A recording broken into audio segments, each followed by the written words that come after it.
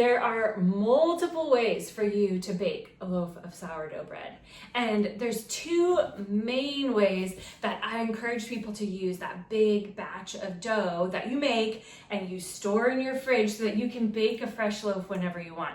And I'm gonna show you those two ways. I'm gonna show you exactly how I do it. And then, are you ready? We're gonna cut into the loaves. So this loaf, I want you to look at these loaves. See how they're a little different in how they rose. Look at this one. Different in how it rose. Now, some of the difference, of course, comes from exactly how the tension was created, but some of it comes from how did it proof, and was it baked cold from the fridge? Did it have time on the counter? I'm going to show you both ways that I suggest, and then you get to choose which way you do yours. But either way you cut it, it's delicious, and you're gonna have fresh bread straight from the oven. The first way that I'm gonna show you is that I actually shape the loaf before my dough ever goes into the fridge for any proofing and the cold proofing. Now, if you're brand new to this whole concept that you can make a big batch of sourdough or little, you could make a single loaf of sourdough dough and it can rest in your fridge for days and days, then I'm gonna put the link down below to exactly how we do it. It is such a fun way to make sourdough because it takes out all of the need to be feeding and mixing and taking care of dough all the time. Now, what you'll see is that I am heavily flouring the banneton basket because this dough is actually going to rest in the banneton basket in the fridge for 2 days. So I want to make sure that as it rests in there, just the natural moisture that's going to come from the dough, that it doesn't start to stick to that banneton basket. And I'm also doing lots of tension, pinching, making sure that that dough is staying together in the shape. Then we're gonna cover it really well. You get to choose how you cover yours. I use a little bit of plastic wrap, and I'm gonna cover the entire banneton basket because I don't want the air getting in here and drying my dough out. Instead, I want that dough to have 2 full days to proof in the fridge in this basket before we bake it. Now, this is the really awesome thing about this is that this is really flexible in terms of the schedule. You could mix your dough up one day, maybe that's all you have time for, and put all the dough into the fridge. Then maybe the second day you have time to shape it and you just put that banneton basket in the fridge because you don't have time to bake. But then the third day, you're all, ooh, I have time to bake today. So you get your oven preheated with your Dutch oven preheated to 450 degrees. So make sure that your Dutch oven and your oven is fully preheated. Then take that banneton basket out of the fridge. Here's our dough. It's been in there resting and proofing for 2 days. And you can see it's kind of stiff, but I still do that final tension creating around the basket because we want to make sure that as the sourdough goes into the oven, it has something to push against.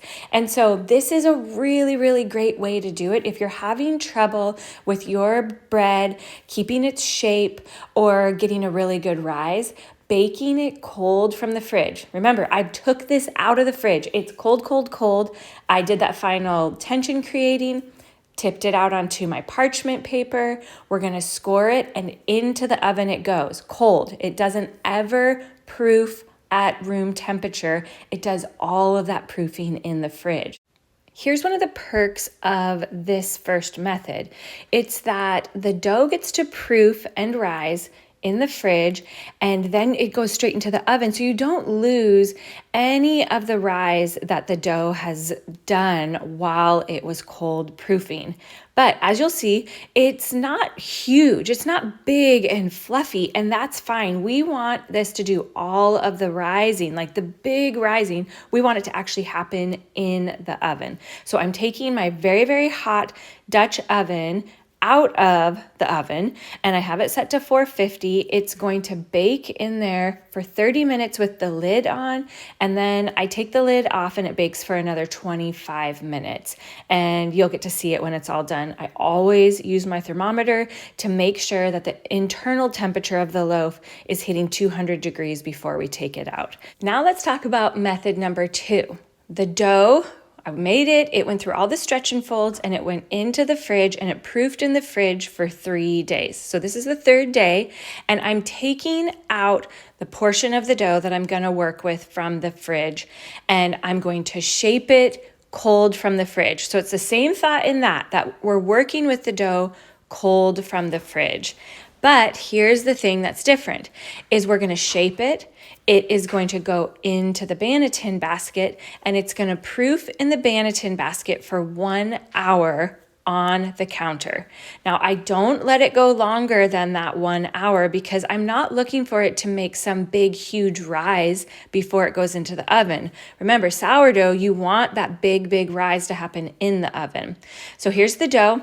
It's been proofing in the fridge, and I should say that both of these loaves are 900-gram loaves. When you make our double batch of everyday dough, it makes 2 loaves. They're both 900 grams.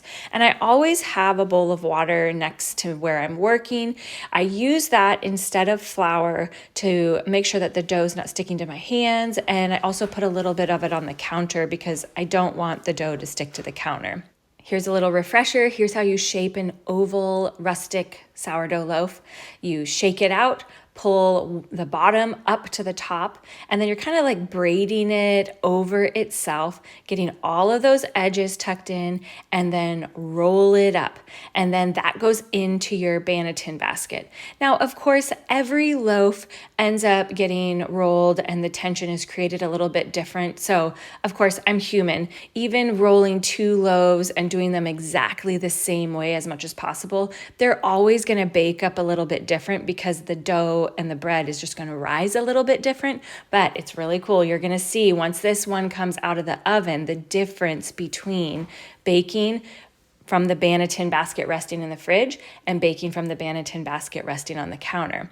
Now, just a reminder, you don't want your banneton to rest on the counter with your dough in it for more than an hour before you bake it, because what ends up happening is that you're opening up this window of time where your dough could overproof. So if you start seeing that your dough is getting really fluffy and big in your banneton basket, or it's completely losing shape, it's like falling open completely, what that should tell you is it's probably sitting out on the counter a bit too long.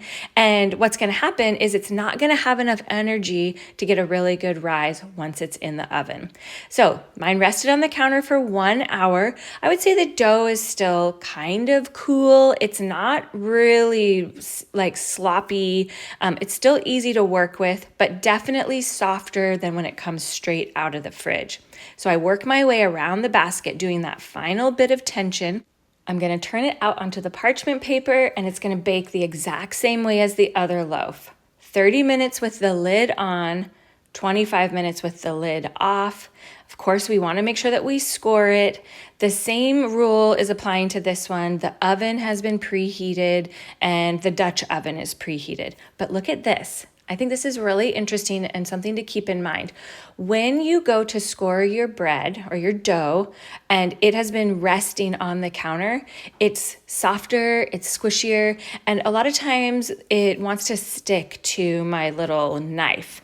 So just remember, it acts different when it's been in the fridge as opposed to resting on the counter.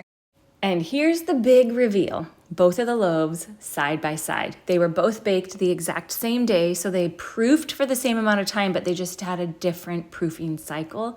And look at the difference. They look pretty similar, I would say, from above, but I'm gonna show you from the side because it's really fascinating, the difference in how they rise based on how they proofed. Okay, do you see the main difference? The one that proofed in the banneton basket in the fridge is the one with that really big ear.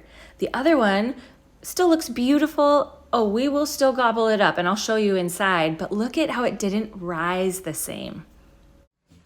Are you ready to cut into these? This one is the one that had proofed in the banneton basket in the fridge. So it proofed overnight in the fridge. This one is the one that we took out of the fridge, shaped, it proofed in the banneton basket on the counter. Now, of course, if I could, I think the ultimate way to do this test would be that you could guarantee that you rolled each of them the exact same, but we're human.